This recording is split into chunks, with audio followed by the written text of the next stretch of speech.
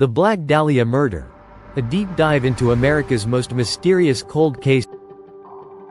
The Black Dahlia Murder is one of the most haunting and perplexing cases in American history.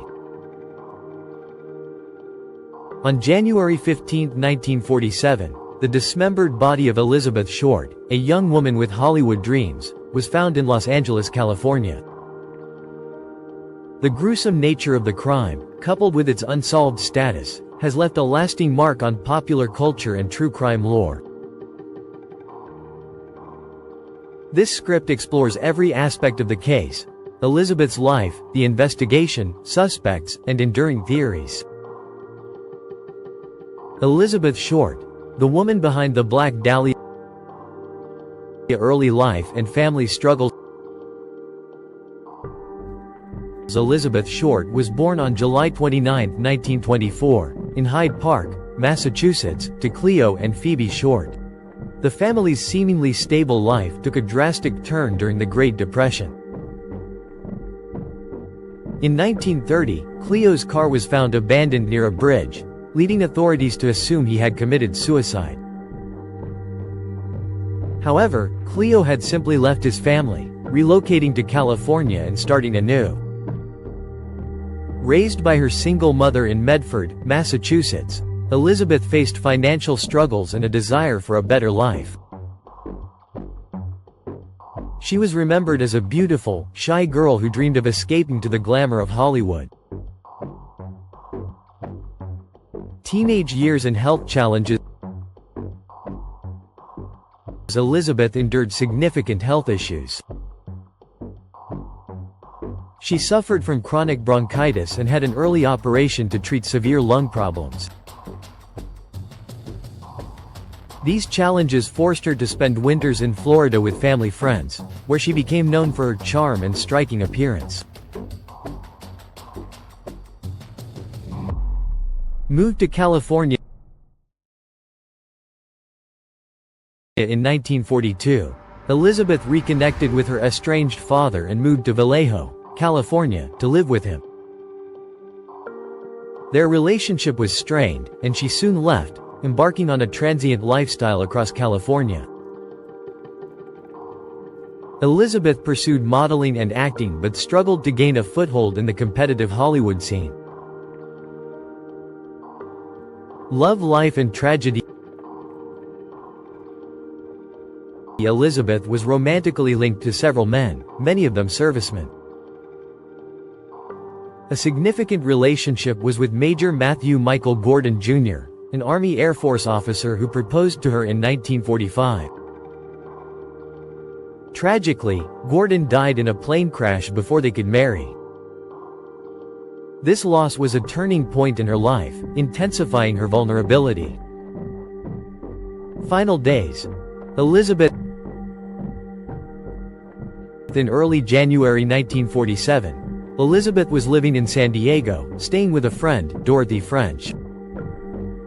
On January 9, she returned to Los Angeles with Robert "Red" Manley, a married salesman she had been seeing. Manley dropped her off at the Biltmore Hotel in downtown Los Angeles, where she was reportedly waiting to meet her sister. His was the last confirmed sighting of Elizabeth alive. The gruesome discovery. On the morning of January 15, 1947, a woman named Betty Bersinger discovered Elizabeth's body in a vacant lot in Leimert Park, Los Angeles. Initially mistaking it for a mannequin, Bersinger was horrified to realize it was a mutilated corpse. Condition of the body.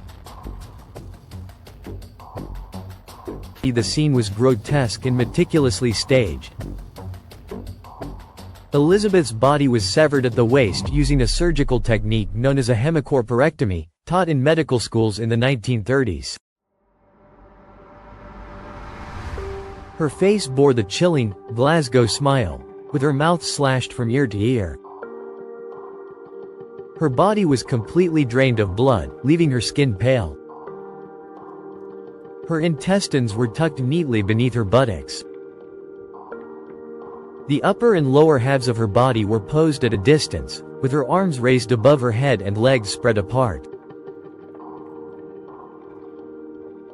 The precision of the mutilation indicated the killer likely had medical knowledge. No blood was found at the scene, suggesting Elizabeth had been killed elsewhere and transported to the lot. The autopsy. Key findings. The autopsy, conducted by Dr. Frederick Newbar, revealed Elizabeth had been dead for approximately 10 hours before the discovery. Ligature marks were found on her wrists, ankles, and neck, indicating she had been restrained. Blows to her head caused subarachnoid hemorrhaging, but the official cause of death was hemorrhaging from facial lacerations and shock from blunt force trauma. Disturbing details. The meticulous nature of the mutilation puzzled investigators. The cutting of her body at the second lumbar vertebra required precision and skill.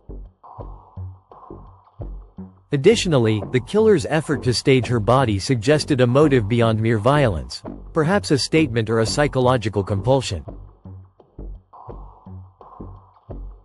The media frenzy. The Black Dahlia. The media coined the nickname, Black Dahlia, inspired by the 1946 film The Blue Dahlia and Elizabeth's penchant for wearing black. The case received unprecedented attention, sensationalizing Elizabeth's life and death. Media exploitation. Tabloids painted Elizabeth as a femme fatale and falsely reported details about her personal life, portraying her as promiscuous. This victim-blaming narrative overshadowed the investigation and contributed to the case's notoriety.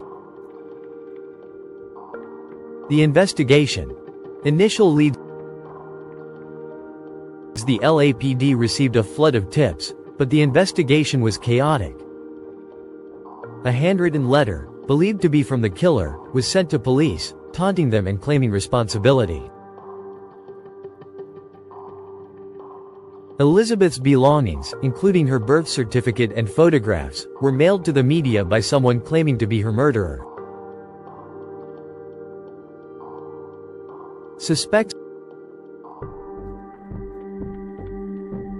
George Hodel, a wealthy doctor and a prime suspect due to his medical background and connections. His son, Steve Hodel, a former LAPD detective, later claimed George confessed to the crime in private recordings. Mark Hansen,